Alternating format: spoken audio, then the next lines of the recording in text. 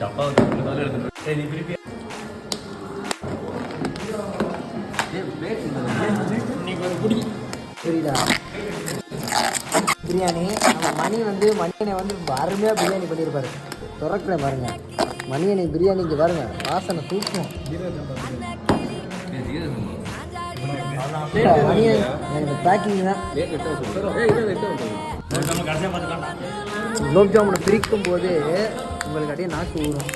குலோப் ஜாமுன் யார் பண்ணுறதுன்னு தெரியுங்கன்னா மணியனை தங்கச்சி மணிமேகலை. அது மணிமேகலை பண்ண குலோப் ஜாமுன் அப்படி எடுத்து அப்படி வாயில் போட்டிங்கன்னா இது இப்போலாம் தொடக்க கூட வர யாருக்கும் இது